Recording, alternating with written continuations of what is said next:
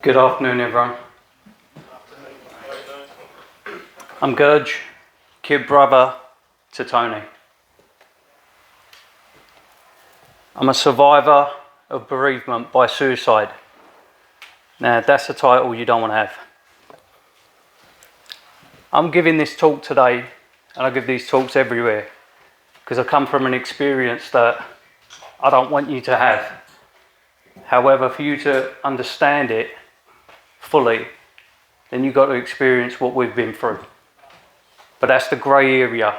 I don't want you to experience it, so I'm going to try to deliver it in the best way I can to you guys to believe it and how wrong it is.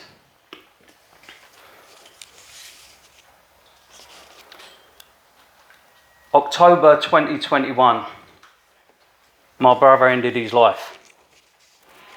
It wasn't a decision he made alone. It was depression, a combination of other influences, and a negative attitude of society towards mental health. I was one of the contributors of that negative society. I should have saved him. I could have saved him, but I didn't. My guilt is an internal anger. The blame, the regret is forever. Please forgive me for these notes, because the last image I've got of my brother has robbed me of memory. Hence, I forget a lot. Suicide ain't a solution. Suicide is permanent. It's not the answer. It's wrong on every level. It's an irreversible act. The pain and torture that he suffered to force his own end is unimaginable. That suffering is still continuing though, but now it's multiplied for all of us. And now that suffering is going to be generational. A short while ago, his first grandchild was born. He ain't here. But that grandchild's got to grow up searching for her granddad and finding out what happened, why he's no longer here. Our story is just one of millions and millions of stories before us. I don't say that loosely, but that fact is millions. We actually won't know how many have gone by suicide, because we only go by the data that's recorded. But we can't romanticise or glorify the act, an act of which could have been avoided. As I said, I could have saved him. I should have saved him, but I didn't. It was noon, Monday, October the 11th. I was seconds late to save him. His body was warm. In fact, my wife found him 3 seconds before I got to him. She's had to hear constantly that if I'd found him first, I would have saved him. And that came from relatives, friends, some family members too. Just imagine living with that. My cousin said, in the week that he passed, we told everyone, and everyone was coming around to pay their respects, and we was reliving the story over and over again, because it's like an open house. You know, everyone's just walking in, paying their respects. So my cousin said, we should have told everyone that he hit his head on some weights, because we found him in his home gym, and he died like that. That way, no one would know it was a suicide. I was really angry at him for saying that. But what he was doing, he was trying to protect us from the shame and the embarrassment that society was going to label us with. He was right. We heard it all. We heard some of the most horrific things, and yet we'd just been through that. I won't go into detail about his death, how he was, how I found him.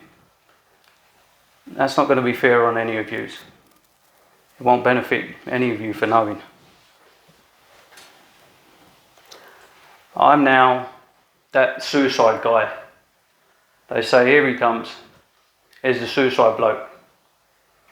He's going to start rambling on about mental health. He couldn't save his brother, but yet he's going around preaching to the world. They're the same groups in society that want to keep you silent because they're scared of the subject.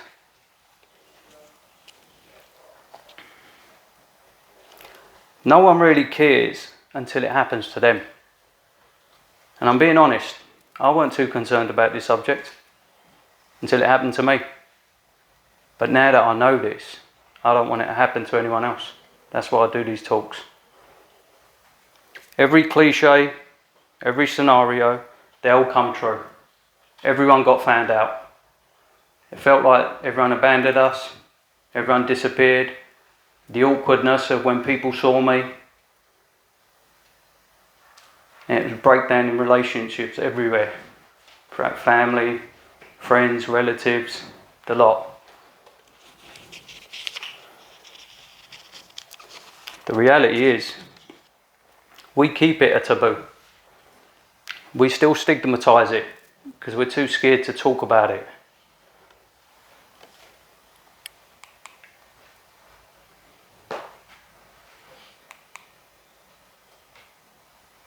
He got some honours from the Queen, but he had to die to get them.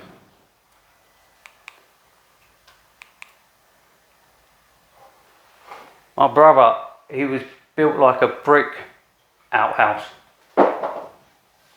He was a beast of a man. I called him a silverback gorilla. He was a builder. My dad was a builder. My granddad was a power lifter. That was our environment. So you can imagine the conversations in our house.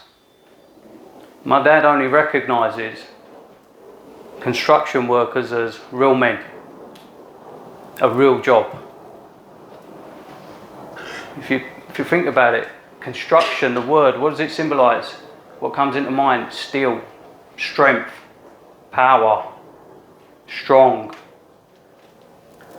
And it's a male-dominated industry with very manly stereotypes. So was this a factor? Was his workplace and his home environment a factor for not talking? This culture's got to change. Because you might have heard it, men ain't allowed to talk. We're not allowed to show weaknesses. You see where I'm going with this? So how did we get to this point? When we was growing up in East London, it was rough and tumble, but we had a lot of fun, a lot of laughs. And I always had my big brother to protect me. He'd sense if there was something wrong, he'd put his arm around me, take away all my sadness. He was my hero. He was everything. I wanted to be him. I never told him any of this stuff. And that was as kids. You know, when we were kids, we're taught not to talk. But when it was his turn, when it was my duty to put my arm around him, when he was desperate and he needed help, I didn't. I betrayed him. I let him down. So how did this happen? How were these barriers created between us? From laughing kids to lack of communication as men. Now, as Gurj said earlier, the highest suicide rate is in middle-aged men. The stat Gurj gave was 50 to 54. My brother was 52.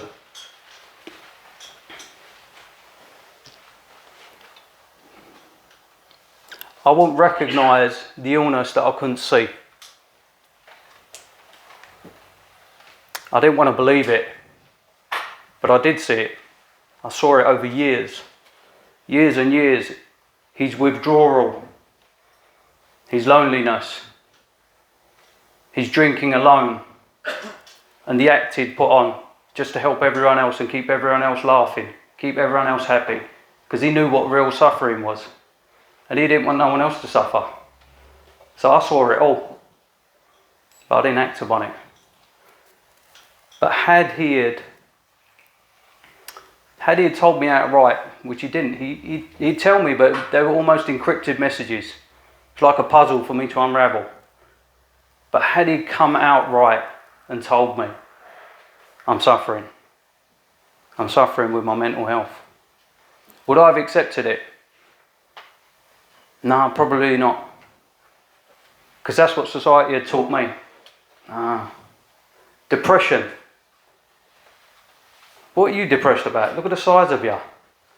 What have you got to be depressed about? I didn't recognise it. I didn't want to believe it. And he was probably too embarrassed and too ashamed to tell me.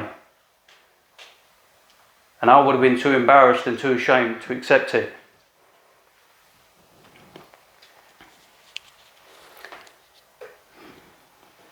My reaction probably would have been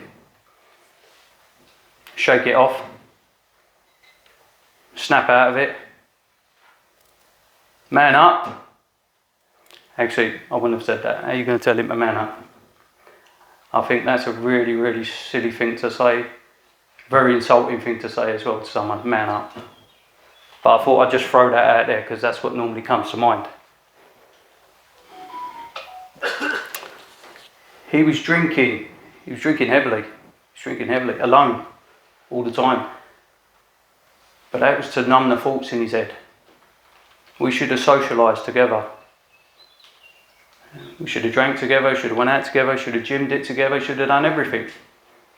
But we didn't. It was my withdrawal from him. Was he pushing me away? I don't think he was. I think it was me just not wanting to accept it because I was that guy. So I've been that side. And now I had to lose my brother to understand any of this. The man code we all adhere to. It cost me my brother.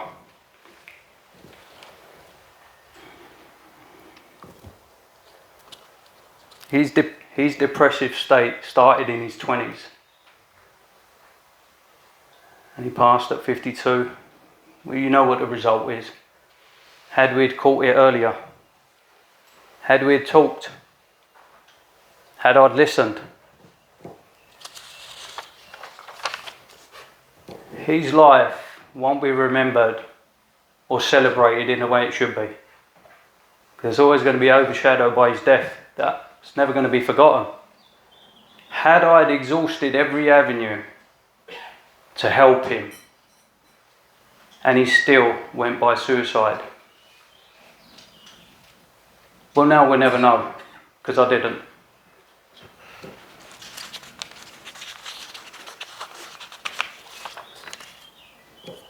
So what have I learned from this? Well, you all know what I should have done. You're probably sick of hearing it now, that men don't talk. And the highest suicide rate is in middle-aged men. Our story proves all of that. We've become another statistic. So if 1 in 4 of us is suffering a mental health illness, that's 25%. Does that make the 75% of us correct? Because I was at that 75%. And look at what my attitude towards it was.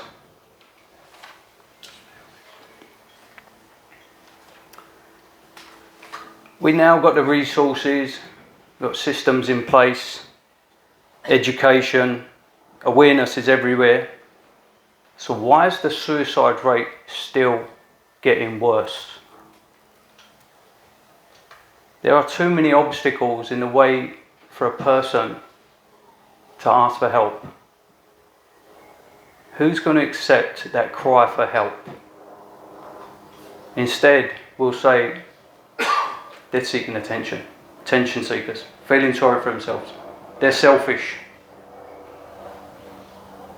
That's what they're taught. And that's what we're taught to think. And then they learn over time, actually, I'm the burden here. Because my brother thought he was the burden and he freed us from him. That is what society had taught him.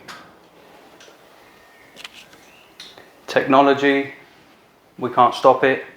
Social media, all of this is now substituting our social interaction. Let's create a new criteria for this man code culture. Because the current one ain't working. It's claiming lives. It's killing us. Encourage talking. Create safe places. See the signs early and act upon them. Don't be ashamed or embarrassed. Because your privacy is not worth your life. That's exactly what happened to my brother. Kept it to himself. Wanted to be private about it. Because he knew no one would accept it. It's okay not to be okay. We'll never know the lives we've saved, but we'll never know the deaths by suicide. We'll never forget the deaths by suicide. So just be kind. Everyone just sometimes needs an ear to talk into, an ear that's attached to a heart, that's going to listen without judgment. As I started off saying, I do these talks now because I don't want no one to go through what we're going through and what so many families have gone through before us. There's a purpose behind every suicide, and that is they're teaching us something. Can't just shrug our shoulders and say, well, there's another one. Let's add that to the list. The stats just getting higher. I appreciate you all listening. I appreciate every one of you. Thank you. This is my brother's work. I'm just a messenger. Thank you.